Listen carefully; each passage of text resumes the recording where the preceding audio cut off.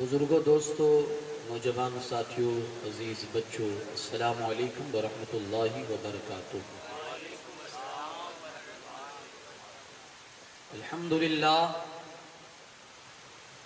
الحمدللہ رب العالمین والعاقبۃ للمتقین، الصلاۃ والسلام علی سید الانبیاء والمرسلین وعلى آلہ الطیبین واصحابہ الطاہرین اجمعین، اما بعد فاعوذ باللہ من الشیطان الرجیم، بسم اللہ الرحمن الرحیم۔ ومن يطع الله والرسول فأولئك مع الذين أنعم الله عليهم من النبيين والصديقين والشهداء والصالحين وحسن أولئك رفيقا۔ صدق الله العظيم وبلغنا رسوله النبي الأمين الكريم ونحن على ذلك لمن الشاهدين والشاكرين والحمد لله رب العالمين۔ انتہائی خلوصیت اور احترام کے ساتھ آقائے نامدار مدینے کے تاجدار، دو عالم کے مالک و مختار، سید ابرار و اخیار، حضور احمد مجتبی محمد ارواحنا فدا صلی اللہ تعالی علیہ وسلم کی بارگاہ بے کس پناہ میں عقیدت اور محبت کے ساتھ درود پاک کا ہدیہ پیش کرے۔ اللہم صلی علی سیدنا شفیعنا نبینا مولانا محمد کما تحب و ترضا بان تصلی علیہ، صلاۃ و سلام علیک یا رسول اللہ صلی اللہ تعالی علیہ وسلم۔ آقا کریم صلی اللہ علیہ وسلم کا ارشاد عالی شان ہے،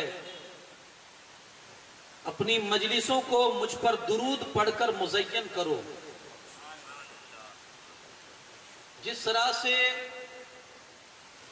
لائٹوں کے ذریعے اپنی مجلسوں کو سجاتے ہو، ایسے ہی درودوں کے ساتھ بھی مجلس کو سجاؤ۔ تمہارا یہ درود پڑھنا کل قیامت کے دن تمہارے لیے نور بن جائے گا۔ اس اندھیرے میں، گھٹا ٹوپ اندھیرے میں جہاں روشنی کی ضرورت ہوگی، اگر آپ چاہتے ہیں کہ کوئی روشنی کا انتظام ہو جائے تو گاہے بگاہے جب بھی وقت ملے نبی پاک صلی اللہ علیہ وسلم کی بارگاہ میں اس نیت سے درود پڑھتے رہیں، انشاءاللہ قیامت کے اس اندھیرے میں ہمیں آج کا پڑھا ہوا درود کل قیامت کے دن انشاءاللہ روشنی کا کام دے گا۔ پڑھیے جی لگا کر، اللہم صلی علی سیدنا شفیعنا نبینا مولانا محمد طب القلوب و دوائیہا، عافیت الابدان و شفائیہا، نور الابصار و ضیائیہا، وعلی آلہ وبارک وسلم، صلاۃ و سلام علیک یا رسول اللہ۔ امام الکلام، کلام الامام اعلیٰ حضرت علیہ رحمت و رضوان کا لکھا یہ کلام، ان کی مہک نے دل کے گنچے کھلا دیے ہیں، جس راہ چل دیے ہیں کوچے بسا دیے ہیں۔ اللہ کیا جہنم بھی نہ سرد ہوگا، رو رو کے مصطفیٰ نے دریا بہا دیے ہیں۔ ان کے نثار کوئی کیسے ہی رنج میں ہو، جب یاد آ گئے ہیں سب غم بھلا دیے ہیں، جب یاد آ گئے ہیں سب غم بھلا دیے ہیں۔ میرے کریم سے گر قطرہ کسی نے مانگا، دریا بہا دیے ہیں، دربے بہا دیے ہیں۔ دلہا سے کوئی کہہ دے پیارے سواری روکو، مشکل میں ہے براتی پرخار بادیے ہے، اور ملک سخن کی شاہی تم کو رضا مسلم، جس سمت آ گئے ہو سکے بٹھا دیے ہیں۔ ان کی مہک نے دل کے غنچے کھلا دیے ہیں، جس راہ چل دیے ہیں کوچے بسا دیے ہیں۔ ایک بار اور جی لگا کر درود پاک پڑھے، اللہ رب محمد صلی اللہ علیہ وسلم، نحن عباد محمد صلی اللہ علیہ وسلم دائما ابدا ابدا۔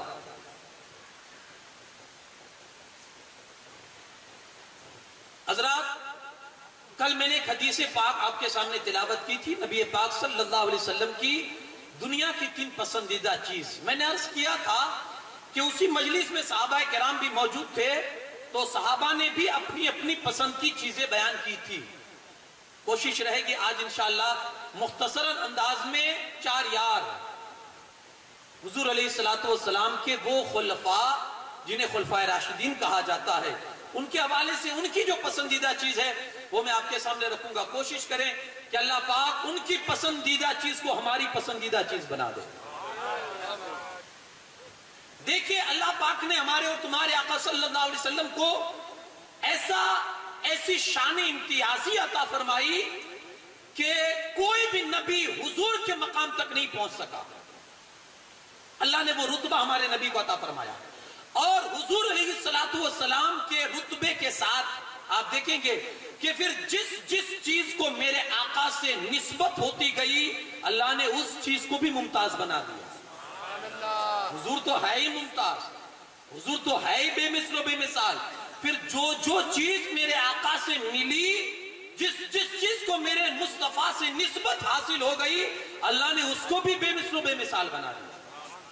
اب دیکھیں نا صحابہ کرام حضور کے دامن سے جب تک وابستہ نہیں ہوئے تھے کون جانتا تھا, لیکن جیسے ہی دامن مصطفیٰ سے وابستہ ہوئے تو کہنے والے نے کیا خوب کہا ہے کہ جو خود نہ تھے راہوں پہ اوروں کے ہادی بن گئے, کیا نظر تھی جس نے مردوں کو مسیحا کر دیا.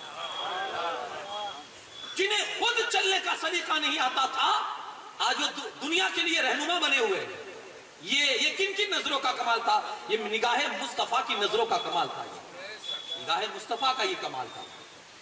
تو صحابہ کی جو عظمتیں ہیں وہ حضور علیہ السلام کی وجہ سے ہے. اب آپ دیکھیں کہ صحابہ نے حضور کو کتنا چاہا اور حضور کی پسندیدہ چیزیں اپنی زندگی میں وہ کس طرح سے لائے. میں نے کئی مثالیں آپ کے سامنے رکھی صحابہ کرام کی, وہ کس طرح سے حضور کی سنتوں پر عمل کرتے تھے, حضور کی پسندیدہ چیزوں سے محبت کرتے تھے. عجیب آپ کو لگے گا, حضرت عثمان غنی رضی اللہ تعالیٰ عنہ ایک مرتبہ مسجد کے گیٹ پر بیٹھ کر بوٹی کھا رہے تھے, گوشت کا ٹکڑا, مسجد کے گیٹ پر بیٹھ کر. تو کسی نے کہا عثمان ذرا جگہ بھی تو دیکھ لیا کرو, یہ گزرگاہ ہے, یہاں سے لوگ آتے جاتے ہیں اور یہاں مسجد کے دروازے پر بیٹھ کر کھانا یہ بھی کوئی ہے. تو کہا تو مجھے کھاتا دیکھ رہا ہے, ارے میں کسی کی سنت پر عمل کر رہا ہوں, مجھے دروازے پر بیٹھ کے کھانے کا شوق نہیں ہے, لیکن اپنے نبی کو ایک مرتبہ دیکھ لیا تھا تو سوچا چلو اس سنت پر بھی عمل کر لوں, اپنے آقا کی سنت پر عمل کرنے کے لیے بیٹھا ہوں. کیسا جذبہ تھا حضور کی سنتوں پر عمل کرنے کا. کاش اللہ ان جذبوں کا ایک چھیٹا ہمیں بھی نصیب فرما دے, چھیٹا ہی صحیح. تو میں عرض کر رہا تھا کہ صحابہ کرام جب حضور علیہ السلام نے یہ فرمایا کہ تمہاری دنیا سے مجھے 3 چیزیں بے حد پسند ہیں, ایک خوشبو, دوسری عورتیں اور تیسری نماز. سیدنا صدیق اکبر کھڑے ہو گئے, عرض کرتے یا رسول اللہ صلی اللہ علیہ وسلم حبب الیہ من الدنیا ثلاث, حضور مجھے بھی اس دنیا سے 3 چیزیں بہت پسند ہیں. حضور فرماتے کون سی؟ پہلی النظر الی وجہ رسول اللہ, دوسری انفاق مالی علی رسول اللہ, اور تیسری وان یکون ابنتی تحت رسول اللہ صلی اللہ علیہ وسلم. فرمایا حضور سب سے پہلی میری پسندیدہ چیز یہ ہے کہ سونے تیرے مخرے کا دیدار کرتا رہوں, تجھی کو تکتا رہوں, یہی میرے لیے معراج ہے. حضور اس سے بڑھ کر مجھے دنیا کی کوئی چیز پسند نہیں ہے. جی کرتا ہے کہ 24 گھنٹہ بس آپ کا دیدار ہوتا رہے, کیونکہ اللہ نے ایسی جاذبیت رکھی ہے, آپ کو دیکھتے ہیں بھوک اور پیاس بھی ختم ہو جاتی ہے. اللہ نے وہ کمال رکھا تھا, وہ جاذبیت تھی میرے آقا صلی اللہ علیہ وسلم کے چہرے انور میں.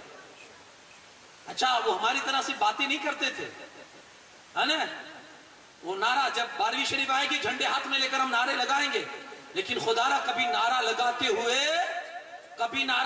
ہوئے اپنے وجود پر بھی ایک نظر ڈال لینا کہ جو لگا رہا ہو وہ اندر بھی ہے یا نہیں. کیونکہ آپ مجھے اور ہم سب کو دھوکہ دے سکتے ہو, اس کے سامنے تو کچھ بھی چھپا نہیں. کس بارگاہ میں جھوٹ بول رہے ہیں ہم؟ دامن مصطفیٰ نہیں چھوڑیں گے, جان بھی قبول ہے مصطفیٰ کی غلامی میں, جان بھی قبول ہے, یہ ہے وہ ہے. ایک نظر تو ایک بٹن کھول کے دیکھ لیں, جھوٹ بول رہے ہیں یا صحیح بول رہے ہیں. اگر آپ صحیح ہے تو میں آپ کے ایمان کو مطلب سلام پیش کرتا ہوں کہ اللہ نے آپ کو ایسا مضبوط ایمان عطا فرمایا, اور اگر نہیں ہے تو وہ چیز پیدا کرنے کی کوشش کریں. صحابہ کبھی جھوٹ نہیں بولتے تھے، وہ اپنی زندگی میں جو بولتے تھے وہ دکھاتے تھے کر کے۔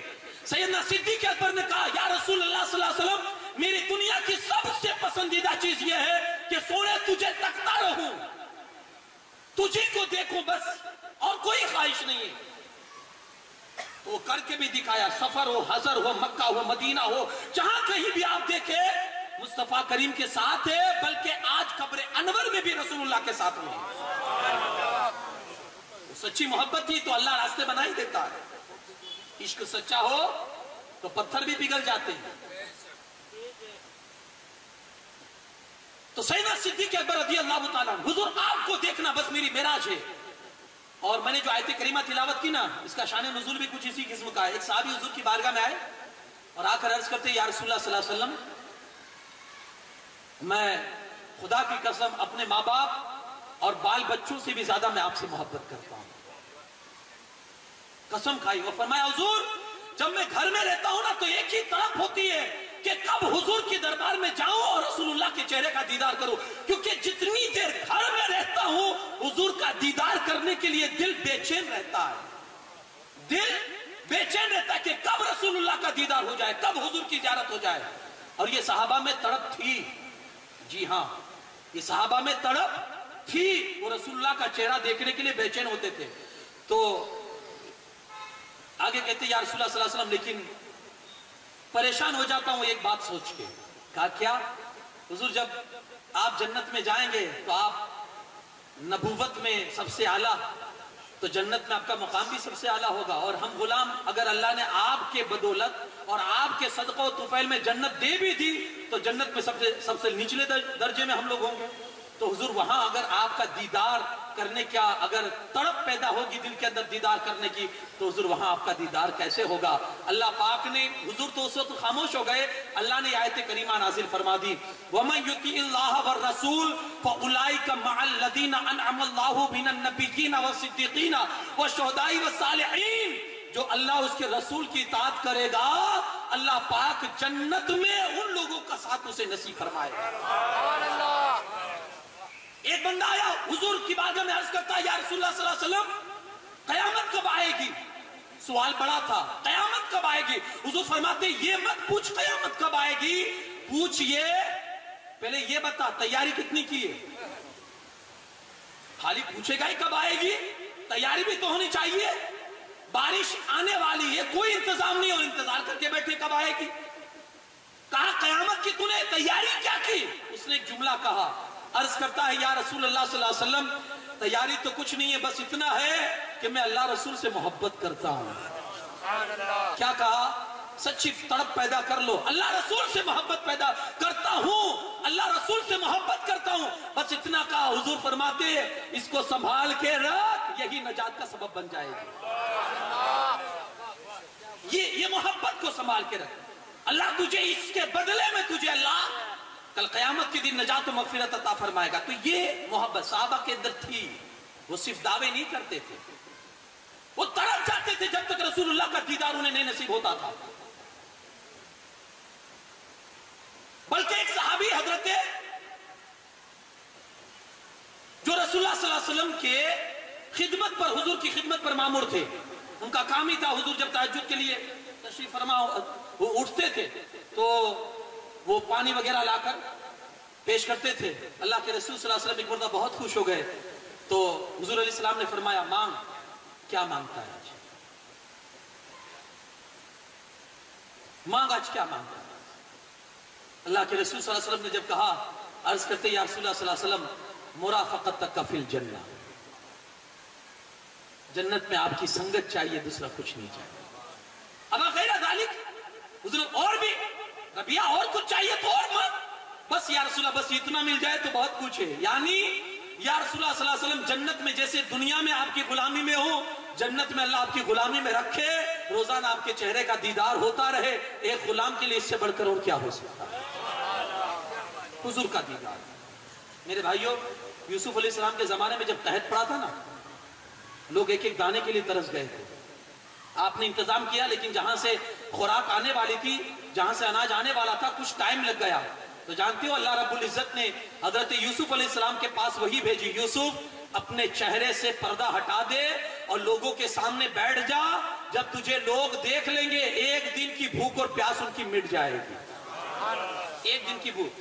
جمال حسن یوسف میں وہ کمال تھا، وہ تاثیر تھی. لوگ ایک مرتبہ دیکھ لیتے تھے، 24 گھنٹے کے لیے بھوک ختم ہو جاتی تھی. حسن جمال حسن یوسف کو جو حسن ملا ہے نا، مصطفیٰ کے صدقے میں ملا ہے. جب یوسف کے حسن میں یہ کمال، تو مصطفیٰ کریم صلی اللہ علیہ وسلم کے حسن میں کیا کمال ہے. حضرت ابوبکر ایک دوپہر کا وقت تھا، گھر سے باہر نکلے اللہ کے رسول صلی اللہ علیہ وسلم کی بارگاہ میں جانے کے لیے آئے. حضور نے فرمایا ابوبکر اس وقت؟ یا رسول اللہ صلی اللہ علیہ وسلم بس ایسی ملاقات کی غرض سے آیا ہوں، لیکن حقیقت میں بھوک نے ستایا تھا، اس لیے گھر سے باہر آئے تھے. گھر میں کچھ تھا نہیں. حضرت عمر بھی تھوڑی دیر کے بعد حاضر ہوئے. اللہ کے رسول صلی اللہ علیہ وسلم نے فرمایا عمر یہ وقت آنے کا ہے، کیا مسئلہ ہے؟ یا رسول اللہ صلی اللہ علیہ وسلم بھوک نے ستایا اس لیے آپ کا دیدار کرنے چلا آیا. حضور نے دونوں کو لیا اور ایک صحابی کے گھر گئے تو اس صحابی نے کھجوروں کا انتظام کر کے ان کی مہمان نوازی کر دی. لیکن ان لوگوں کا نظریہ یہ تھا جو بھوک جن کو ستایا تھا، جن لوگوں کو بھوک نے، گھر سے نکلے حضور کے دربار میں آئے، مقصد ایک ہی تھا، دیدار کر لیں گے بھوک ختم ہو جائے.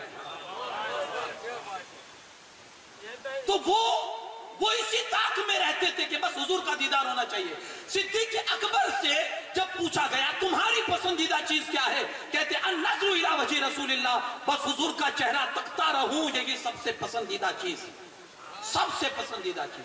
دوسری چیز وَإِنْفَاقُ مَالِي عَلَى رسول اللہ، میں اپنا مال حضور کی ذات پر خرچہ کرتا رہا. بڑا مشکل مسئلہ ہے. مسجد میں اگر 10 روپے نکالنے ہوتے ہیں نا تو شیطان 10 مرتبہ ہاتھ پکڑتا ہے، رہنے دینا یار، دوسری مرتبہ دے دینا. چلر پڑے ہوں گے وہی ڈھونڈ لینا، 10 کی نوٹ کیوں دے رہا ہے نا. آپ کے ساتھ بھی یہ تجربہ ہوا ہوگا. لیکن وہی آپ دیکھیں کہ جب اللہ کی راہ میں 10 دینے نا تو شیطان 10 مرتبہ ہاتھ روکے گا. لیکن وہی جب دوست لوگ ایک ساتھ ہو کر کسی ہوٹل میں جاتے ہیں اور کسی دکان پر کھڑے ہیں اور پیسے دینے کی باری آتی ہے تو لڑتے ہیں، نہیں میں دوں گا، وہ کہتا نہیں میں دوں گا. لڑائی ہوتی ہے، دکان والا کنفیوز ہو جاتا کس کے لوں کس کے نہ لوں. کبھی کبھی دکان والا کہتا ہے کام کیجئے سب لوگ دے دیجئے جو بھلا ہو. بڑا مشکل ہے صرف بات کرنا. سیدنا صدیق اکبر نے بات ہی نہیں کی. حدیث میں ہے جب اسلام لائے 40,000 درہم کے مالک تھے، 35,000 درہم تو مدینہ مکہ المکرمہ ہی میں رسول اللہ کے قدموں پر قربان کر دیے. اور جو 5 بچے تھے نا 5,000 درہم وہ لے کر ہجرت کر کے مدینے پاک آئے اور اسلام کی خدمت میں وہ 5 بھی رسول اللہ کے نام پر نچھاور کر دیے. باتیں نہیں کیے، دیا ہے. اور اتنا دیا ہے 40 کی بات میں کر رہا ہوں، نہیں اتنا دیا ہے کہ میرے آقا صلی اللہ علیہ وسلم فرماتے ہیں دین کی خدمت کرنے میں جو نفع اور جو فائدہ مجھے ابو بکر کے مال نے پہنچایا ہے وہ کسی کے مال نے نہیں پہنچایا. عرض کرتے یا رسول اللہ صلی اللہ علیہ وسلم بس یہی ایک خواہش ہے کہ آپ کی ذات پر آپ کے پیچھے، ارے مال کیا چیز ہے، اس بندے نے تو جان اور اولاد کو بھی نہیں چھوڑا تھا، سب کچھ نچھاور کر دیا. سچے ہیں ہم اور آپ، سچے انہیں نہیں کہہ رہے، قرآن کہہ رہا ہے انہیں سچا، قرآن کہہ رہا ہے.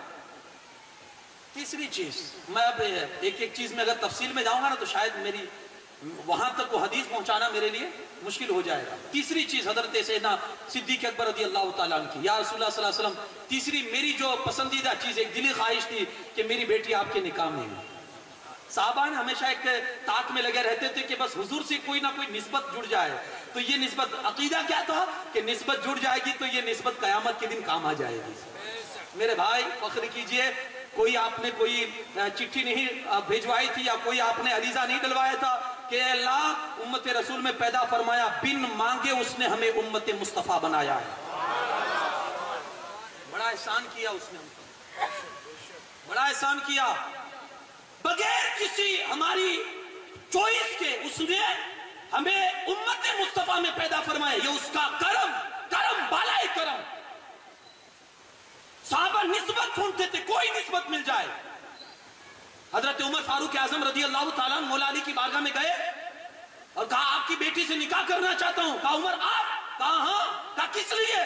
کہا بس ایک ہی مقصد ہے، ایک ہی سبب ہے کہ رسول اللہ سے نسبت جڑ جائے، حضور سے نسبت جڑ جائے، بس اسی وجہ سے۔ تو یہ صحابہ کی یہ مطلب کوشش رہتی تھی حضور سے۔ تو سیدنا صدیق اکبر فرماتے ہیں ان یکون ابنتی تحت رسول اللہ، خواہش یہ ہے یا رسول اللہ صلی اللہ علیہ وسلم کہ میری بیٹی آپ کے نکاح میں ہے، یہ میرے لیے معراج ہے۔ ہر چیز میں صحابہ کرام رضوان اللہ تعالیٰ۔ اب آئیے حضرت عمر فاروق اعظم کی پسندیدہ چیز دیکھیں۔ آپ سے پوچھا گیا، جب حضرت ابو بکر بیٹھے تو حضرت سیدنا عمر فاروق اعظم کھڑے ہو جاتے ہیں اور کہتے ہیں صدقت یا ابا بکر، ابو بکر تم نے سچ کہا، وَحُبِّبَ إِلَيَّ مِنَ الدُّنْيَا ثَلَاث، مجھے بھی اس دنیا کی 3 چیزیں بہت پسند ہیں۔ کیا؟ الامر بالمعروف والنہی عن المنکر وَثَوْبُ الْخَلْقِ، بھلائی کا حکم دینا، بری باتوں سے روکنا، اور پھٹے پرانے کپڑے پہننا۔ یہ 2 چیزیں تو ہم نے بالکل چھوڑ دی ہے، امر بالمعروف اور نہی عن المنکر۔ بھلائی کا حکم دینا، کہیں کہیں جگہ یہ ہے بھلائی کا حکم دینا کہ لوگ دیتے بھی ہیں لیکن برائی سے تو بہت کم لوگ روکتے ہیں۔ حضرت عمر فاروق اعظم کی زندگی کو میں نے پڑھا ہے۔ حضرت عمر فاروق اعظم کو جب نیزہ مارا گیا نا، سوسائڈ اٹیک جب آپ پر ہوا، آپ گرے، بے ہوش ہو گئے، اتنا خون بہ گیا تھا کہ پھر بے ہوش ہو گئے۔ جب ہوش میں آئے نا تو ایک بندہ آپ کے قریب سے گزرا جس کا جو پائجامہ تھا نا بڑا لمبا پیجامہ تھا کہ وہ زمین میں گھسیٹ رہا تھا۔ حضرت عمر نے جیسے آنکھ کھولی دیکھا کہ اس کا پائجامہ بہت لمبا ہے۔ اس وقت جب موت اور زندگی کے بیچ میں لڑ رہے ہیں، پتہ نہیں کب ان کی آنکھ بند ہو جائے، ایسے موقع پر جب بندے کو برائی کرتے دیکھا، پائجامہ زمین سے گھسیٹ رہا تھا، آپ نے اسے روکا اور کہا اللہ کے بندے پائجامہ اوپر کر لے، گندا ہونے سے بچ جائے گا، اللہ کی خوشی حاصل ہو جائے گی۔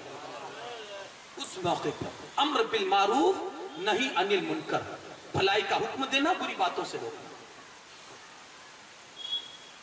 ہم یار ایک عام آدمی کیوں نہیں روک سکتے؟ ہماری ہمت، ہمارا ایمان اتنا کمزور ہو چکا ہے، عام آدمی کو ہم نہیں کہہ سکتے یہ کیا کر رہا ہے۔ لوگ ایک ہی بات، اپنی تھوڑی ذمہ داری ہے، اپنے باپ کا کون سا بیٹا ہے؟ لیکن جو ہمارے اسلاف کا اتہاس پڑھیے نا، بادشاہ کے سامنے بھی کھڑے ہونے سے اور حق بات کہنے اور اس کو برائی سے روکنے سے نہیں ڈرے تھے۔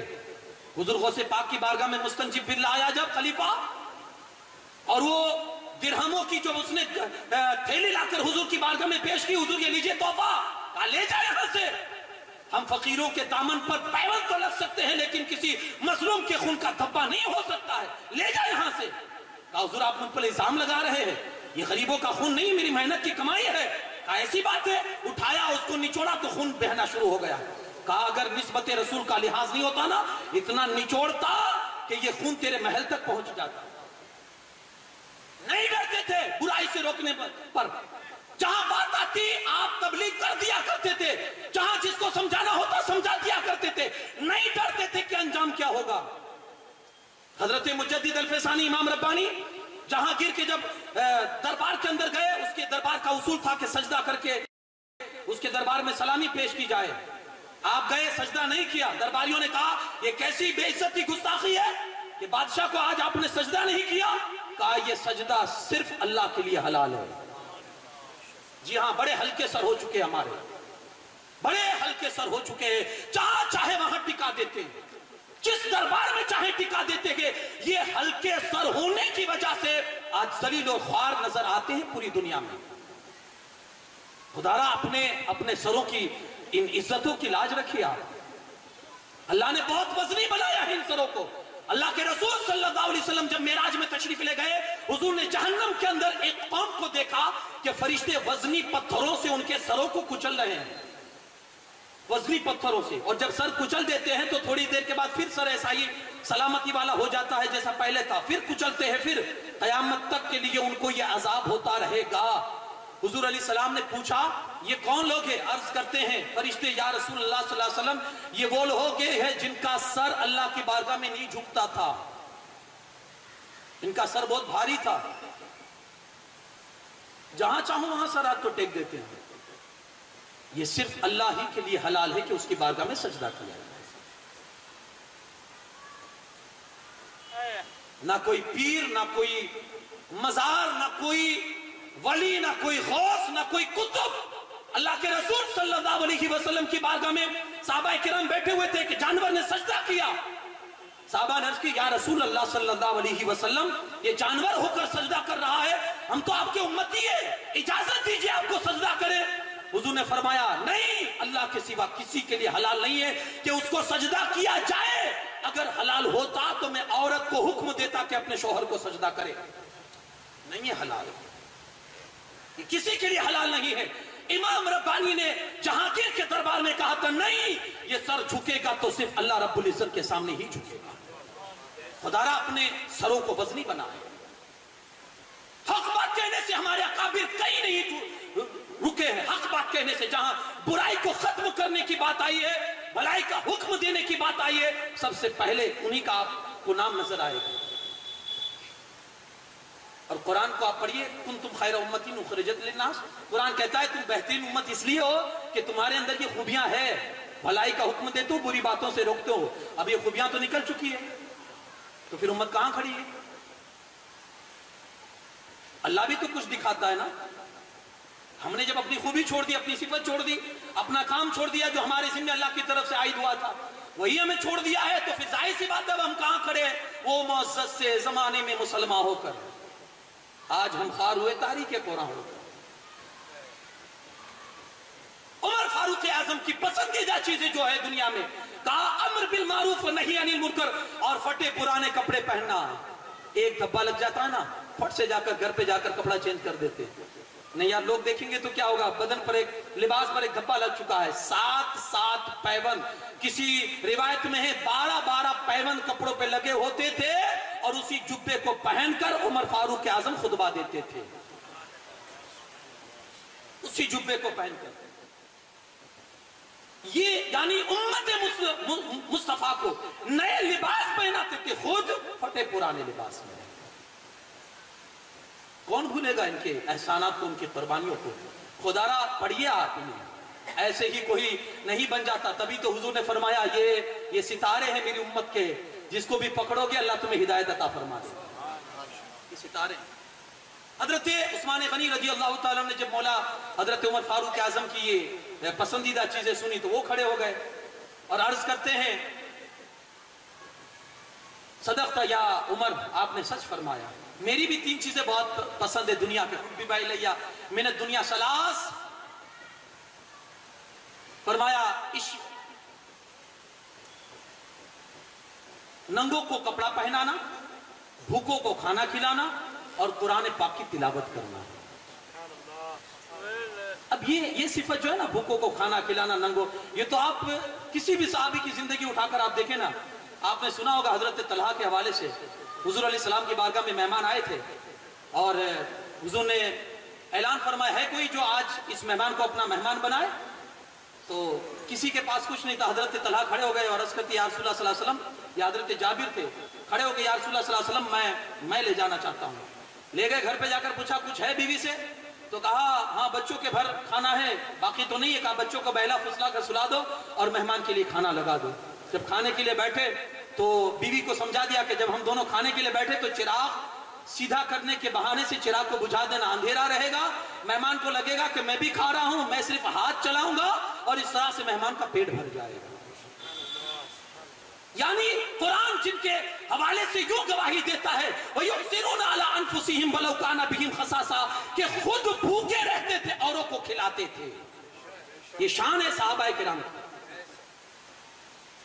उस्मान गनी रज़ी अल्लाह ताला की जिंदगी का जब आप जायजा लेंगे, पूरी जिंदगी आप देखेंगे किस तरह से आपके अंदर ये सिफत थी, भूखों को खाना खिलाना, नंगों को कपड़ा पहनाना। बल्कि हदीस पाक में तो है, जो किसी नंगे इंसान को जो कपड़ा पहनाएगा, कल क़यामत के दिन अल्लाह उसे जन्नत का सब्ज़ लिबास पहनाएगा।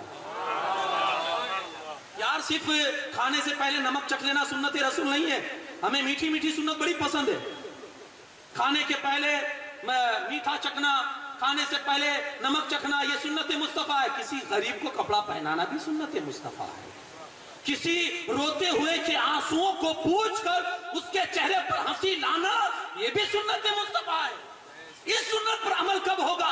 किसी दुखियारे के दुख को दुर्द करना, ये भी सुन्नत मुस्तफा है। اور کسی حاجت مند کی حاجت روائی کر دینا، یہ بھی سنت مصطفیٰ ہے۔ خالی نمک ہی چکھیں گے، صرف مٹھائیاں ہی کھائیں گے سنت مصطفیٰ کے نام پر؟ جو سنت ہمیں اپنے من کے حساب سے اچھی لگتی ہے وہ ہم اپنا لیتے ہیں، اور جو ہم سے نہیں ہوتی تو ہم اسے چھوڑ دیتے ہیں۔ صحابہ کرام کی زندگی آپ دیکھیں۔ حضرت عثمان غنی رضی اللہ تعالیٰ عنہ فرماتے ہیں، یہ بھوکوں کو کھانا کھلانا، ننگوں کو کپڑا پہنانا اور قرآن پاک کی تلاوت ہم نے تو اس کو ایسے چھوڑ دیا ہے۔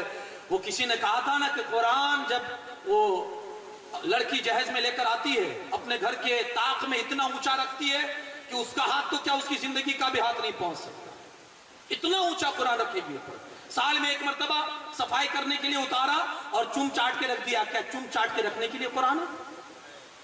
ایک میسج ہے اللہ کی طرف سے، ایک پیغام ہے۔ خدا آپ سینے پہ ہاتھ رکھ کے بتائیے، موبائل کا زمانہ ہے، ہم جب رات میں سوتے ہیں موبائل ہمارا ٹیبل پہ پڑا ہوا، ہم بستر پہ ہے، ایک میسج کی ٹون بجتی ہے نا، ہم جھٹ سے بستر سے کھڑے ہوتے ہیں، دیکھتے ہیں کس دوست کا میسج آیا۔ اتنی اہمیت اپنے دوست کے میسج کے لیے جو ہمیں نیند سے اٹھا کر موبائل دیکھنے پر مجبور کر دیتی ہے۔ خدا را یہ اللہ نے رسول اللہ کے ذریعے سے تم تک اپنا میسج پہنچایا ہے، اسے اٹھا کر کب دیکھو کہ خدا کیا کہنا چاہتا ہے؟ کیا صرف چومنے چاٹنے کے لیے؟ آپ نہیں سمجھتے تو آپ کو نہیں پڑھنا، آپ کوشش نہیں کریں۔ اگر آپ کے نام پر کسی ایسی جگہ سے، ایمبیسی سے اگر خط آئے آپ کے نام پر، لیٹر آئے ایمبیسی سے، اور وہ انگلش میں، آپ کو انگلش آتی ہی نہیں، آپ کیا کریں گے؟ چوم چاٹ کے رکھ دیں گے گھر میں؟ ایمبیسی سے آیا ہے، بڑی اچھی جگہ سے آیا ہے خط، اس کی عزت ہونی چاہیے، آپ کیا کریں گے؟ چوم چاٹ کے رکھیں؟ نہیں، آپ کسی ایسے انسان کو تلاش کریں گے جو انگریزی پڑھنا جانتا ہے، جو اس کا ٹرانسلیٹ کرنا جانتا ہے، اور اس سے کہیں گے یار پڑھ کے بتا تو ایمبیسی سے آیا ہے، میرے نام کیا پیغام آیا ہے؟ اللہ کے یہاں سے قرآن آیا ہے، نہیں سمجھتے، کسی کے پاس جا کر پوچھواتے کیوں نہیں ہو کہ یار اللہ نے بھیجا ہے، کیا پیغام بھیجا ہے، ذرا پڑھ کے تو سناؤ۔ خدا را ذرا سا احساس قرآن کے حوالے سے اگر آپ اپنے اندر پیدا کریں گے۔ امام احمد بن حنبل نے اللہ پاک کو خواب میں دیکھا، اللہ پاک کو خواب میں دیکھا تو پوچھا مولا تجھ سے قریب ہونا چاہتا ہوں، کوئی عمل بتا دے۔ کہا قرآن پڑھتے رہو قریب ہو جاؤ گے، قرآن پڑھتے رہو قریب ہو جاؤ گے۔ تو کہا سمجھ کے پڑھے تب قریب ہوگا یا بغیر سمجھے پڑھے تب قریب ہوگا؟ تو اللہ فرماتا ہے سمجھ کے پڑھو گے تب بھی قریب ہو جاؤ گے، بغیر سمجھے پڑھو گے تب بھی قریب ہو جاؤ گے۔ پڑھو تو قریب، پڑھو تو صحیح، پڑھنا ہی کہاں ہے کہ ہم قریب ہوئیں؟ بات پڑھنے کی آئے، قرآن پڑھیں گے کب؟ جب اللہ سے قریب ہوں گے، پڑھنا ہی نہیں ہمیں تو نا۔ حضرت سہل بن عبداللہ تستری سے کسی نے کہا، وہ اکثر جنگل و بیابان میں رہتے تھے، کسی نے کہا یار کبھی مارکیٹ کی رنگ ریلیاں بھی تو دیکھیے، کیا ہریالی ہے، کیا مارکیٹ کی رونق ہے، کبھی صرف بھی تو روک کیجئے، یہ جنگل میں تنہا رہتے ہیں، آپ کی زندگی کیسے گزرتی ہے؟ تو سہل بن عبداللہ تستری کہتے تجھے کس نے کہہ دیا میں تنہا رہتا ہوں؟ تجھے کس نے کہہ دیا کہ میں تنہا رہتا ہوں؟ جب اس کی سننے کا دل کرتا ہے تو قرآن کھول کے بیٹھ جاتا ہوں، اور اپنی سنانے کا دل کرتا ہے تو نماز شروع کر دیتا ہوں۔ جب اس کی سننی ہوتی ہے قرآن کھول لیتا ہوں، اور جب اپنی سنانی ہوتی ہے میں تو ہر لمحہ اپنے رب کے ساتھ ہوتا ہوں، ہر لمحہ اپنے۔ پڑھیے تو صحیح، اس کی عظمتیں کیا ہے سمجھا ہی نہیں ہے۔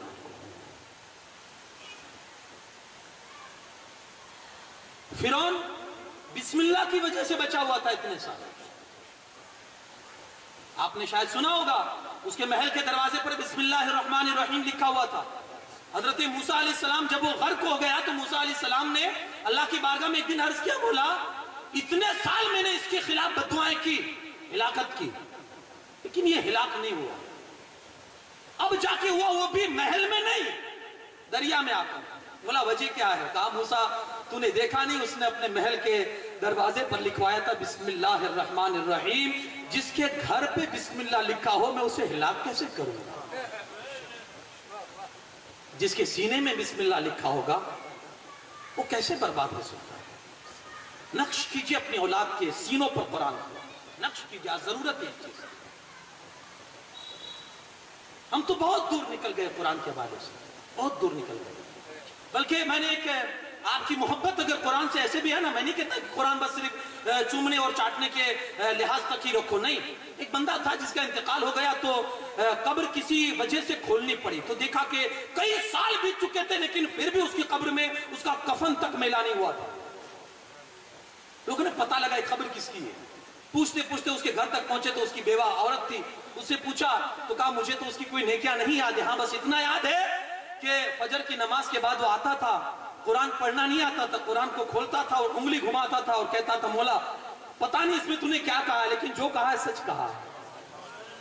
انداز دیکھیے کیا کہتا ہے، قرآن کھول کے مولا مجھے پڑھنا نہیں آتا، اس میں تو نے کیا لکھا ہے وہ بھی میں نہیں جانتا، لیکن اتنا ضرور ہے جو تو نے کہا ہے وہ. اس طرح سے قرآن پر انگلیاں پھراتا جاتا اور کہتا جاتا مولا یہ بھی تو نے سچ کہا ہے، یہ بھی سچ کہا ہے. کہا لگتا ہے اللہ کو اس کی یہی ادا پسند آ گئی. لیکن یہ مطلب میں یہ میسج آپ کو نہیں دوں گا کہ آپ بھی ایسے ہی کرنا شروع کر دیں، نہیں، پڑھیں سیکھیں. یہی وہ کتاب تھی جس کی وجہ سے اتر کر ہیرا سے سوئے قوم آیا، ایک نسخہ کیمیا ساتھ لایا، مسے خاک کو جس نے کندر بنایا، کھرا اور کھوٹا الگ کر دکھایا. وہی تو کتاب ہے جس نے ظاہر کر دیا کیا سچ ہے کیا غلط ہے. اور اسی کتاب کو پڑھ کے وہ لوگ جو خود رہتے راہوں پہ اوروں کے ہاتھی بن گئے، کیا نظر تھی جس نے مردوں کو مسیحا کر دیا.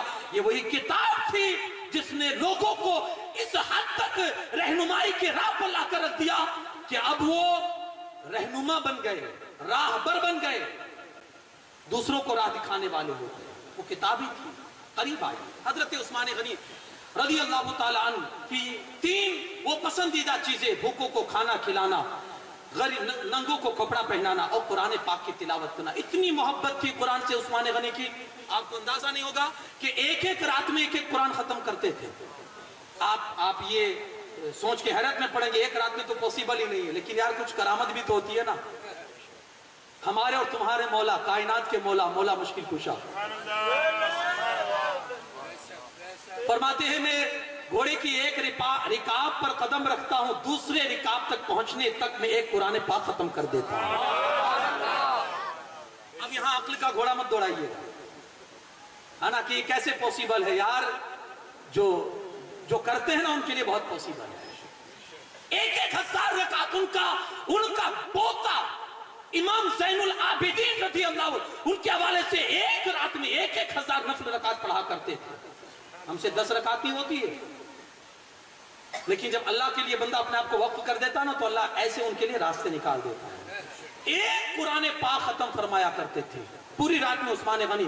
اور ایسی محبت تھی کہ جب شہید ہوئے نا تو قرآن پڑھتے ہوئے ان کے خون کا قطرہ قرآن کی اس آیت پہ گرا، فَسَيَكْفِيكَهُمُ اللَّهُ وَهُوَ السَّمِيعُ الْعَلِيمُ. قرآن کی اس آیت پر آپ کا خون کا آخری قطرہ گرا. اور روایتوں میں ہے کہ یہی خون کا قطرہ جو قرآن پہ گرا، قرآن کی وہ آیت آپ کی شہادت کی گواہی دے گی. ایسی محبت تھی، قرآن سے محبت تھی. تیسری پسندیدہ چیزیں مولا کائنات علی شیر خدا کرم اللہ تعالیٰ وجہ الکریم کی. فرماتے ہیں کہ جب حضرت عثمان غنی نے کہا تو کھڑے ہو گئے. صدقت یا عثمان، تم نے سچ کہا عثمان. وحبب الی من الدنیا ثلاث، مجھے بھی دنیا کی 3 چیزیں بہت پسند ہیں. ایک، مہمانوں کی مہمان نوازی کرنا. بوجھ مت سمجھیے گا. آپ نے وہ حدیث سنی ہوگی مہمان آتا نہیں اس سے 40 دن پہلے اس کی روزی پہنچ جاتی ہے. جی ہاں، لیکن مشکل ہے اس چیز کو ہضم کرنا، بڑا مشکل ہے. ہم تو یہی سمجھتے ہیں کہ ہم ہی کھلاتے ہیں. حضرت ابراہیم علیہ السلام کی ایک عادت کریمہ تھی، وہ اکیلا کبھی نہیں کھاتے تھے تنہا، بلکہ مہمان ڈھونڈتے تھے. کبھی کبھی تو ایسا ہوتا تھا 1 کلومیٹر مہمان ڈھونڈنے جاتے تھے. کوئی مہمان ہو تو ساتھ میں، اکیلے کبھی نہیں کھاتے تھے. اب وہ کیا وجہ رہی ہوگی وہی جانتے ہیں، لیکن ایک وجہ یہ بھی ہو سکتی ہے آپ ضرورت کے مقدار اگر آپ کھانا کھاتے ہیں جو آپ کی جان بچائے، اتنی ضرورت تک آپ کھانا کھاتے تو اس کھانے پر آپ کا حساب نہیں ہے. اللہ کے یہاں اس کھانے پر آپ کا حساب نہیں ہے جو آپ اپنی ضرورت کے حساب سے کھاتے ہیں. لیکن اگر بہت ہائی فائی اگر آپ کھائیں گے تو اس کا تو حساب دینا پڑے گا، اس کا حساب دینا پڑے گا. لیکن جس دسترخوان پر مہمان ہوتا ہے نا، چاہے کتنا بھی اچھا عمدہ کھانا ہو نا، اللہ کی بارگاہ میں اس کا حساب نہیں ہوتا ہے. اس لیے مہمان کو بٹھائیے. کہ وہ کھائے گا تو آپ حساب سے بچ جائیں گے. بہت بڑا کام کرتا ہے وہ آ کر. ہمارے یہاں 1 وقت کا کھاتا ہے, 4 وقت کا کھاتا ہے, 5 وقت کا کھاتا ہے, لیکن ہمیں حساب سے بچا دیتا ہے. اور اس کی وجہ سے آپ یہ نہ سمجھنا کہ میری وجہ سے وہ کھا رہا ہے, یار اس کی وجہ سے اچھا ہم کھا رہے ہیں, تاکہ یہ جو اچھا کھائیں گے اس کا حساب نہیں ہے, ورنہ تو جتنا کھائیں گے حساب دینا پڑے گا. نکلے ایک مرتبہ, کوئی تھا ہی نہیں, مہمان ڈھونڈنے نکلے, ایک 80 سال کا بڈھا ملا. کہا بابا چلیے کھانے کے لیے, آج میرے گھر آپ کی دعوت ہے. کہا ٹھیک ہے چلیے. آئے گھر پہ کھانے کے لیے, بیٹھے, آپ نے کہا بسم اللہ کیجئے. تو کہا میں تو اللہ کو نہیں مانتا اور میں اس کا نام نہیں لے سکتا ہوں. تو کیا نام لے لیجئے, کھا لیجئے, اس میں کیا ہے؟ کہا نہیں, ایک روٹی کے لقمے کے لیے میں اپنے خدا کا سودا نہیں کر سکتا. اس نے کیا کہا؟ ایک روٹی کے لقمے کے لیے میں اپنے معبود کا سودا نہیں کر سکتا, یہ مجھے منظور نہیں ہے. کھلانا ہو تو کھلاؤ, ورنہ یہ چلا. تو کہا جب تو اپنے جھوٹے خدا کا ایک لقمے کے عوض میں سودا نہیں کر سکتا, تو میں اپنے سچے خدا کا بھی تجھے کھلا کر سودا نہیں کر سکتا ہوں. چلو اٹھ یہاں سے, نکال دیا. جبرائیل امین حاضر ہوئے, ابراہیم علیہ السلام کی بارگاہ میں آئے اور کہا ابراہیم آج تو نے اللہ کے ایک بندے کو ناراض کر دیا. کیا کہا؟ اللہ کے بندے کو ناراض. کہا کون سا بندہ؟ کہا وہ کھانے کے لیے آیا تھا جو بوڑھا ضعیف, اس کو ناراض کر دیا. کہا وہ تو اللہ کا مخالف ہے, وہ تو گستاخ ہے, وہ اللہ کا نام لینا پسند نہیں کرتا اور اللہ کہتا ہے کہ میرا بندہ ہے. کہا اس کی عمر کتنی تھی؟ کہا 80 سال. کہا تو ایک وقت کا نہیں کھلا سکا, اللہ 80 سالوں سے کھلا رہا ہے. تو ایک ٹائم کا نہیں دے سکا, وہ 80 سال سے کھلا رہا ہے, اپنا نافرمان ہونے کے باوجود, گستاخ خدا ہے, پھر بھی 80 سالوں سے کھلا رہا ہے. تو کہا کیا کروں؟ کہا اسے ڈھونڈو. نکلے, چلتے چلتے بہت ڈھونڈا, ایک پہاڑ پہ چڑھ رہا تھا تو بلایا, بابا آجا آجا کھانے کے لیے واپس آجا. کہا تیرے خدا کا نام نہیں لوں گا. کہا ٹھیک ہے, لینا ہو تب بھی کوئی بات نہیں اور نہ لینا ہو تب بھی کوئی بات نہیں, کھانا کھا لے. کہا اتنی تڑپ کیسے پیدا ہو گئی؟ کہا تو چلا گیا نا, میرے رب کا پیغام آیا کہ تو نے اسے ناراض کر کے کیوں بھیجا. کہا اچھا. کہا تو میں 80 سال سے کھلا رہا ہوں, میں نے منع نہیں کیا, تو نے ایک ٹائم کا کھلانے سے انکار کر دیا. تو کہا کھانا بعد میں کھلانا, پہلے اپنے اس رب کا کلمہ پڑھا دے. مہمان تو یار نعمتیں لے کر آتا ہے, برکت لے کر آتا ہے. کہا سب سے بڑی, اور مولا علی کے گھرانے کی جب بات کرے نا, اور خود مولا علی کی بات کرے نا, تو پھر وہاں مہمان نوازی کی تو پھر آپ بات رہنے دیجئے. ارے یار قرآن جن کی گواہی دیتا ہے وَيُطْعِمُونَ الطَّعَامَ عَلَىٰ حُبِّهِ مِسْكِينًا وَيَتِيمًا وَيَسِيرًا, کہ جو اللہ کی محبت میں خود بھوکے رہ کر کبھی مسکین کو دیتے ہیں, کبھی یتیم کو دیتے ہیں, کبھی قیدیوں کو کھلاتے ہیں. یعنی اتنی محبت, 3 دن تک جو روزہ ہے اور افطار کا وقت آتا ہے, اللہ کے نام پر کوئی سوال کر لیتا ہے, پانی پی کر روزہ کھول لیتے ہیں, مگر اللہ کے نام پر آنے والے کو کبھی واپس نہیں لوٹایا کرتے. یہ تو ان کا مہمان خانہ ہے, یہ ان کی مہمان نوازی ہے. کہا سب سے میری پسندیدہ چیز یہ ہے, کبھی اس چیز میں آئے تو صحیح, مولا علی کی محبت میں چلو آج مہمانوں کو مہمان نوازی کرنی ہے اور دل سے کرنی ہے, پھر انشاءاللہ دیکھیے گا اس کا لطف آپ کو کیسے حاصل ہوتا ہے. دوسری چیز, مولا علی فرماتے ہیں گرمیوں کا روزہ مجھے بہت پسند ہے. گرمیوں کا روزہ, یہاں رمضان کے روزے بھاری ہو جاتے ہیں, وہ گرمیوں میں روزے رکھتے تھے, تلاش کرتے تھے کہ گرمی کب آئے گی. ہم تو یہ تلاش کرتے ہیں ٹھنڈی کا موسم ہو, دن تھوڑا پھوکا ہو تو اچھا ہے نا, جلدی سے افطاری, جلدی سے سحری, جلدی سے افطاری. لیکن آپ روزے کی عظمت کو نہیں سمجھتے نا, اس لیے آپ ایسے بہانے ڈھونڈتے ہیں. جن کو روزوں کی عظمتیں پتہ تھی نا, تو وہ ڈھونڈتے تھے کہ روزہ سخت کس میں ہوتا ہے, وہی روزہ رکھیں گے. گرمیوں میں روزہ, اچھا آپ نے عبادتیں بہت کی ہوگی. ایک حدیث میں آپ کو بتاتا ہوں, حدیث جبرائیل. حضرت جبرائیل امین بارگاہ رسالت میں حاضر ہوتے ہیں اور عرض کرتے ہیں, کچھ سوالات حضور کی بارگاہ میں انہوں نے کیے, اسلام کیا ہے, ایمان کیا ہے. وہی ایک سوال کیا, احسان کیا ہے. حضور احسان کیا ہے؟ دیکھیے روزے کی عظمت کو سمجھیے آپ. کیا سوال کیا؟ احسان کیا ہے. حضور علیہ السلام فرماتے ہیں احسان یہ ہے کہ جب عبادت کرنے کے لیے کھڑا ہو نا, تو یہ دیکھ کہ تو اللہ کو دیکھ رہا ہے. نماز پڑھو, روزہ رکھو, حج کرو, زکات دو, عبادت کرو, تو تمہارے اندر سوچ یہ ہونی چاہیے کہ تم خدا کو دیکھ رہے ہو. یہ مرتبہ ہے آپ کے پاس. بڑا مشکل ہے یہ مرتبہ حاصل کرنا کہ ہم خدا کو جن کے मर्तबे ऊंचे हैं ना तो उनको ये मर्तबा भी हासिल हो जाता है। मौला अली से किसी ने पूछा कभी खुदा को देखा है? कहा तो कभी कभी की बात करता। अली तो उस वक्त तक सजदे से सर नहीं उठाता जब तक जमाले आरा से लुत्फ अंदोज नहीं हो जाता। कभी कभी की बात करता है। तो उन्हें ये शरफ हासिल हो जाता था। वो जब इबादत के लिए खड़े होते थे तो वो डायरेक्ट देखते थे अल्लाह को, उसके जलवों का नजारा कर लेते थे। तो कहा इबादत यही है, एहसान, जिसके अंदर एहसान का मर्तबा हो। एहसान क्या है? तुम खुदा को देख रहे हो। ये दौलत हर किसी को तो नहीं मिलती। तो कहा अगर ये दौलत हासिल ना हो तो इतना तो सोचो कि वो तुम्हें देख रहा है। ये तो तुम कर सकते हो ना। जब ये कैफियत आ जाती है ना तो बंदा गुनाह की तरफ जाना उसका मुमकिन नहीं, मुहाल हो जाता है। जब ये कि मेरा खुदा मुझे देख रहा है। हजरत यूसुफ अलैहिस्सलाम को जब जुलेखा ने जब 7 कोठरियों में बंद किया ना, 7 कोठरियों में, तो उसका बुत अंदर रखा हुआ था। तो उसने क्या किया? एक मोटा कपड़ा अपने बुत पर डाल दिया। 7 कोठरियों के दरवाजे बंद करके हजरत यूसुफ को अंदर ले लिया उसने। और इरादा बुरा था उसका, बुराई करनी थी। और अपने माबूद पर उसने क्या कर दिया? मोटा कपड़ा डाल दिया। और जब बुराई का इरादा किया तो हजरत यूसुफ अलैहिस्सलाम ने उस औरत से कहा जुलेखा तूने एक मोटे कपड़े के जरिए अपने खुदा को तो छुपा दिया, मेरा खुदा वो है कि 7 कोठरियों में मेरे बंद होने के बावजूद भी मुझे देख रहा है। इसे कहते हैं एहसान का मर्तबा। इसे कहते हैं एहसान का मर्तबा। जब बंदे को ये हासिल हो जाता है ना, एहसान का मर्तबा जब ये हासिल हो जाता है फिर, और ये हासिल किसको होता मालूम है? रोजादार को। सहरी करता है, एहसान का मर्तबा उसको हासिल हो गए। कैसे आप कहेंगे? मैं कहूंगा दोपहर का वक्त है, कड़ी धूप है, मजदूरी करके आया, पूरे ट्रक खाली करके आया है, पानी की शिद्दत इतनी है कि चला नहीं जाता है। घर में आया, दरवाजा बंद कर लिया, कोई नहीं है, सामने पानी का मटका है, इतनी शिद्दत की प्यास लगी है लेकिन पानी नहीं पी रहा है। उससे कोई जाकर पूछे यार बंद दरवाजे में तुझे कौन देखेगा? एक घूंट पी ले, एक गिलास पी ले, तुझे देखेगा कौन?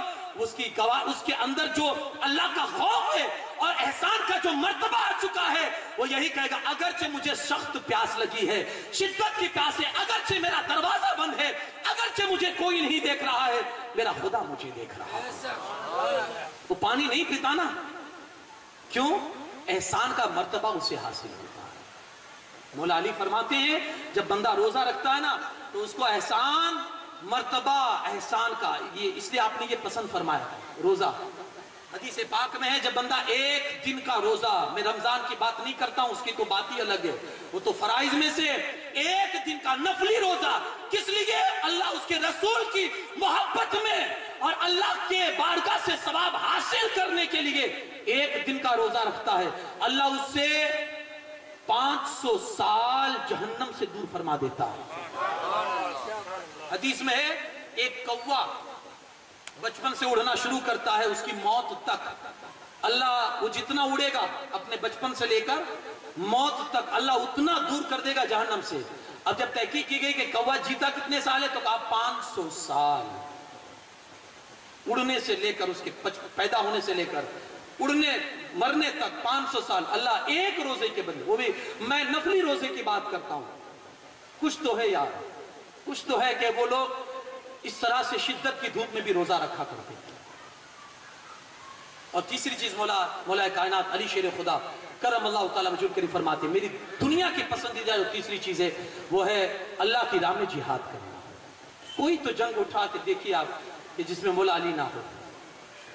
बल्कि जब जंग खैबर की बात आई ना और 3-3 मरतबा लोगों को भेजा गया और जब खैबर का किला फतेह नहीं हुआ तो अल्लाह के रसूल सल्लल्लाहु अलैहि वसल्लम ने फरमाया सुबह ऐसे के हाथ में दूंगा जो अल्लाह से मोहब्बत करता है, अल्लाह रसूल उससे मोहब्बत करते हैं और अल्लाह उसके हाथ पे फतेह अता फरमाएगा, अल्लाह उसके हाथ पे फतेह अता फरमाएगा। तो जानती है सुबह जब हुई अल्लाह के रसूल सल्लल्लाहु अलैहि वसल्लम तशरीफ लाए तो सहाबा किराम ऐसे खड़े थे, पैरों को ऊंचा कर लिया था ताकि रसूलुल्लाह सल्लल्लाहु अलैहि वसल्लम को हमारा चेहरा दिख जाए, हुजूर को लगे कि मैं भी हाजिर हूं, अगर मेरा नाम बोलना हो तो मेरा नाम बोल दे। तो ऐसे खड़े हो गए थे ऊंचा अपने आप को करने के लिए पंजों के बल, ताकि हम रसूलुल्लाह को दिख जाएं। हुजूर ने सबकी तरफ नजर दौड़ाई, कहा अली कहां है, अली कहां? लोगों ने कहा वो बीमार है, लोगों ने कहा वो بیمار ہے. ہمارے یہاں جب کوئی بیمار ہوتا ہے نا تو ہم فیصلہ بدل دیتے ہیں. اللہ نہ کرے میں بیمار ہو جاؤں تو آپ میری جگہ کسی اور کو لا کر کام چلا لیں گے, ہے نا, مجھے کو لانے کی کوشش نہیں کریں گے. مولانا بیمار ہے تو تقریر کہاں سے کر پائیں گے؟ آپ دوسرے کو بلا کر کام چلوائیں گے, ہے نا. لیکن آپ فیصلہ بدل لیں گے.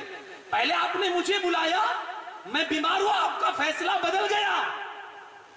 اللہ کے رسول صلی اللہ علیہ وسلم نے فرمایا علی کہاں ہے؟ لوگوں نے کہا بیمار ہے. حضور نے کہا بلاؤ. میرے مصطفیٰ فیصلہ بدلا نہیں کرتے. کہا بلاؤ علی کو. علی آئے, کیا ہوا؟ حضور آشوب چشم میں مبتلا ہوں. کہا ادھر آؤ. اپنا لعاب دہن نکالا, شفا والا لعاب دہن. علی کی آنکھوں پر کیا مل دیا کہ علی فرماتے اس کے بعد سے خدا کی قسم کبھی آنکھوں میں تکلیف نہیں ہوئی. مل دیا حضور نے, آنکھوں کی بینائی بڑھ گئی, آنکھوں کی روشنی بڑھ گئی. پھر علی کی آنکھوں کا حال یہ تھا, رہتے تھے زمین پر عرش اعظم کو دیکھا کرتے. میرے مصطفیٰ فیصلے نہیں بدلاتا. تو یہ ہر جنگ میں, بلکہ ایک مقام پر تو اللہ کے رسول صلی اللہ علیہ وسلم نے جنگ میں جا رہے تھے, مولا علی سے کہا علی مدینہ میں تمہیں رہنا ہے لوگوں کی, عورتوں کی, بچوں کی حفاظت کے لیے. تو پریشان ہو گئے اور غمزدہ ہو گئے. عرض کرتے یا رسول اللہ صلی اللہ علیہ وسلم علی کو یہ عورتوں اور بچوں میں چھوڑ کے جا رہے ہیں. تب حضور نے ان کو مزدہ سنایا, علی تا کیا تو خوش نہیں ہے؟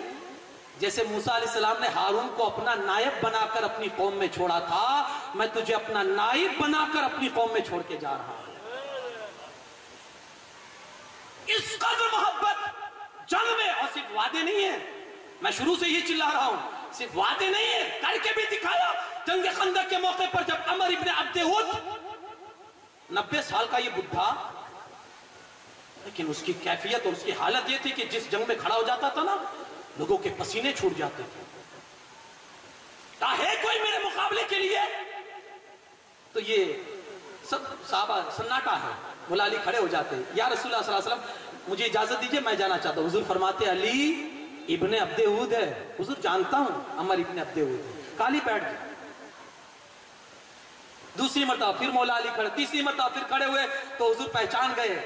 دراصل حضور لوگوں کو بتانا چاہتے تھے علی کی شان کیا ہے. یہ بار بار بٹھانا کھڑا کرنا یہ تو ہم سمجھتے کہ حضور بچانا چاہتے, نہیں, بچانا نہیں چاہتے تھے, حضور پہچانوانا چاہتے تھے. پہچان لو علی کو, یہ علی ہے. اور جب تیسری مرتبہ کھڑے ہوئے حضور نے کہا ٹھیک ہے علی جاؤ. ذوالفقار حیدری لے کر جب وہ شیر خدا حیدر کرار جب عمر ابن عبد ود کے سامنے گئے, ایک ہی وار میں ایسی ضرب لگائی کہ وہ ظالم وہیں تڑپتا گر گیا. شوق جو تھا آپ کو ہر جنگ میں آپ دیکھیں گے. تو کہا یہ میری زندگی کی پسندیدہ چیزیں, اور آپ بھی اگر حضور علیہ السلام سے محبت کرتے ہیں تو یہ حضور کے جو چاہنے والوں کی جو یہ پسندیدہ چیزیں اور رسول اللہ کی جو پسندیدہ چیزیں یہ ہم اپنی زندگی میں بسائیں, یہ ہمارے لیے بہت ضروری ہے. اللہ کے رسول صلی اللہ علیہ وسلم سے محبت کا جو ایک وعدہ ہے نا ہمارے پاس, اور ایک نعرہ ہے نا, میں نے شروع میں عرض کیا کہ جان بھی قبول ہے رسول اللہ کی الفت میں, حضور کے لیے یہ قربان کر دیں گے, حضور کے لیے وہ قربان کر دیں گے. لیکن تھوڑا سا اپنے دل پر بھی توجہ لگا لیں کہ جو کہہ رہے ہیں وہ صحیح میں ہے بھی یا نہیں, کیونکہ ہم اور آپ اپنے دل کی کیفیت کو لوگوں سے چھپا سکتے ہیں, مدینے کا تاجدار دلوں پر دیکھتا ہے. میرا دل تڑپ رہا ہے, میرا جل رہا ہے سینہ, اگر جلتا ہو تبھی کہنا, نہیں جلتا ہو تو مت کہنا. ورنہ یہ آپ اس کی بارگاہ میں جھوٹ بول رہے ہو جس کے سامنے خدا بھی نہ چھپ سکا, اور کوئی غیب کیا تم سے نہا ہو بھلا, جب نہ خدا ہی چھپا تم فکر ہو. دل فرش پر ہے تیری نظر, سر عرش پر ہے تیری گزر, دل فرش پر ہے تیری نظر, ملکوت و ملک میں کوئی شے نہیں وہ جو تجھ پہ آیا نہیں.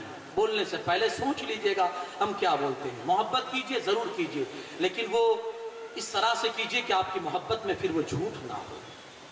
صحابہ نے وہ کردار دکھایا تھا. سیدنا صدیق اکبر کی زندگی آپ پڑھیے, میرے پاس اتنا وقت نہیں تھا ورنہ میں ان کی زندگی کو آپ کے سامنے طول کے ساتھ بیان کرتا. عمر فاروق اعظم کی زندگی پڑھیے, حضرت عثمان غنی رضی اللہ تعالیٰ عنہ کی زندگی کو پڑھیے, مولا کائنات علی شیر خدا کرم اللہ تعالیٰ ان کی زندگی کو پڑھیے. جس موڑ پر آپ ان کی زندگی کو دیکھو گے, انہوں نے جو ایک نام اور ایک نعرہ لگایا تھا کہ رسول اللہ صلی اللہ علیہ وسلم کے بارگاہ میں اپنی جانوں کا نذرانہ پیش کریں گے، تو ہر اس موقع پر وہ صحیح کھڑے رہے تھے اور انہوں نے اپنے جانوں کے نذرانے پیش کیے تھے۔ کوشش کی حضور علیہ الصلوۃ والسلام کے دین کو فروغ دینے کے لیے آپ امر بالمعروف کو اپنائیے، نہیں انل منکر کو اپنائیے۔ حضور کا اگر آپ سچے امتی ہیں اور حضور سے اگر عشق ہے تو کوشش کیجئے کہ کبھی رسول اللہ کا دیدار نصیب ہو جائے۔ اس کے لیے ہمارے اسلاف نے بہت سارے طریقے بتائے ہیں کہ بعد درود پاک کا ورد، جس نے یہ درود پڑھا، اتنی مرتبہ درود پڑھا، اگر یقین ہوگا نا، شوق ہوگا نا، تو میرے آقا ضرور خواب میں اپنا دیدار بخشیں گے۔ اور حضور کی حدیث پاک ہے، جس نے خواب میں مجھے دیکھا تو اس نے مجھ ہی کو دیکھا، کیونکہ اللہ نے شیطان کو اتنا پاور دیا ہی نہیں ہے کہ وہ میری شکل بنا سکے۔ سچے ہو تو پھر وہ تڑپ ہونی چاہیے، حضور کے لیے اپنا مال لٹائیے، اپنا مال حضور کی ذات کے لیے، حضور کے دین کے لیے، پھر اس میں تاکہ آپ سیدنا صدیق اکبر کی بارگاہ میں مقبول ہو جائیں۔ قرآن کی تلاوت سے میں انشاءاللہ موقع رہے گا تو قرآن کے حوالے سے مجھے ایک الگ گفتگو کرنے کا میرا موڈ ہے کہ میں قرآن پر ایک، کیونکہ آج ہمارے امت مسلمہ کی جو بے رخی ہے قرآن پاک سے اور جو بے توجہی ہے، آج ہمیں بڑا افسوس ہوتا ہے کہ ہمارے بھائی کو قرآن پاک نماز تک نہیں آتی۔ خدا رے احساس بیدار کرے اپنے دلوں میں، اور قرآن پڑھائیے، اپنے بچوں کو قرآن کا عالم بنائیں، حافظ بنائیں، قاری بنائیں، سب کچھ بنائیں، لیکن ساتھ میں ساتھ یہ بھی بنا دے، کیونکہ ہمارے لیے جو ہدایت کی کتاب اللہ نے آسمان سے نازل فرمائی ہے اپنے رسول کی وساطت سے، تو وہ قرآن پاک ہے۔ ہم اس کو چھوڑ کے دوسری چیزوں میں ہم رہنمائی ڈھونڈتے ہیں، کہاں سے نصیب ہوگی؟ اللہ پاک کہنے سننے سے زیادہ عمل کی توفیق عطا فرمائے، ہمیں صحابہ کرام کے نقش قدم پر چلنے کی، حضور سے سچی اور پکی محبت کرنے کی توفیق عطا فرمائے۔ وما علینا الا البلاغ۔ السلام علیکم ورحمۃ اللہ وبرکاتہ۔